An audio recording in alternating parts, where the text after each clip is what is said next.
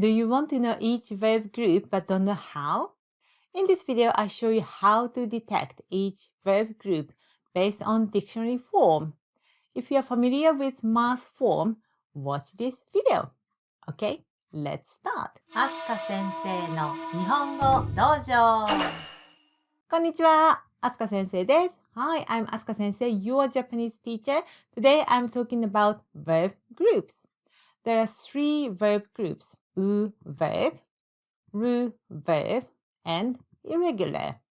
Your textbook may call them as group 1, group 2, and irregular. Let's check which one is irregular. There are only 2 verbs.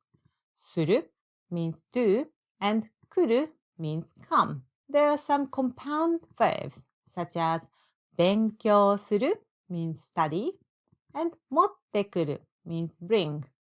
する verb has many compound verbs. Ru verb have ru ending in dictionary form.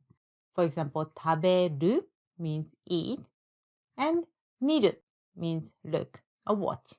So if you found ru at the end of dictionary form, it means they are in ru verb. Verb is a verb that has u sound ending.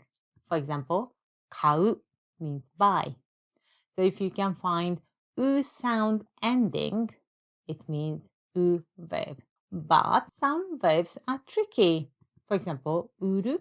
This verb has ru ending, but it's not ru verb. It's a u verb in 라리르레로 line. There are not many, so I recommend you memorize them. Today we've learned verb groups using dictionary form. There are 3 groups in Japanese verbs: verb, verb, and irregular. If a verb has u sound ending in dictionary form, it's in verb. If a verb has ru ending in dictionary form, it's verb. Irregular verbs are suru and kuru, and they're compound verbs. Now you can understand each verb group confidently. If you love this tutorial, please like the video.